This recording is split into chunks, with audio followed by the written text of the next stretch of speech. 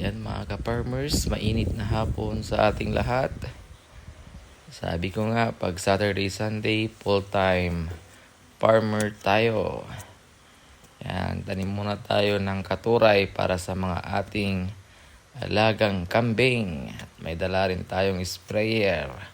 Pagkatapos itanim, sprayan natin ng savings para hindi akyatin ng langgam at akyatin ng mga uod kasi uubusin nila yung dahon niyan pag hindi mo nisprayan, lalo lang ngayong panahon ng tag-ulan.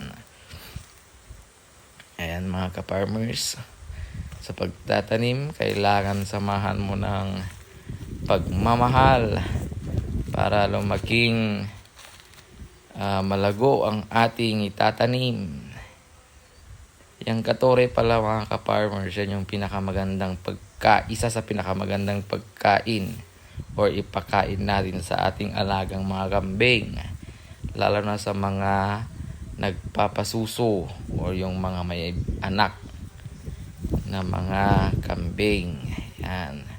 Kasi yan sagana sa protina.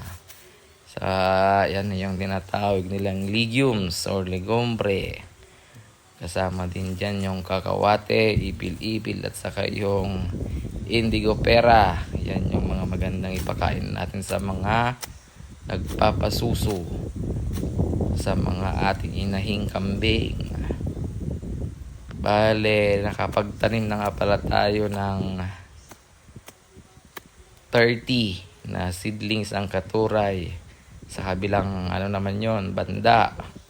Doon sa ating may mini goat house, doon natin tinanim yung 30 na punla ng katuray.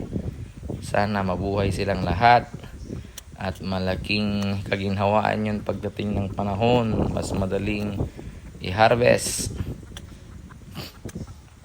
At nilapit na nga natin sa ating goat house para at least hindi tayo tamarin sa pagka-harvest. Yan, sa likuran ko yung tanim nating purple napier na galing kay Boss King Paringgit Ancheta. Yung punla ay galing sa kanila. Yan ay hiningi natin sa kanila mga ka-farmers.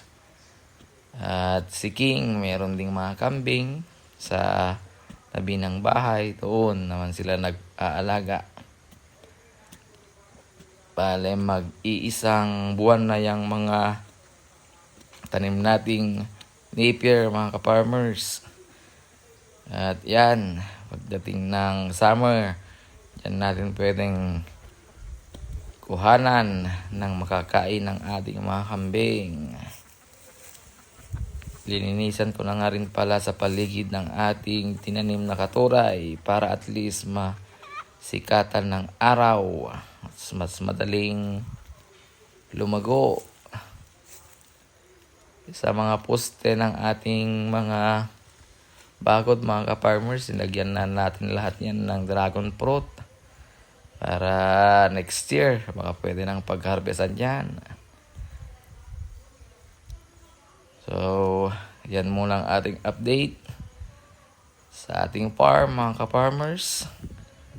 Patuloy po kayong sumubaybay at tignan natin sa mga susunod na araw, linggo or buwan ang paglaki ng ating tinanim na pagkain sa ating mga alagang kambing. Yan, i-sprayan natin yan mamaya pagkatapos malinisan sa kanyang paligid. Thank you mga ka-farmers.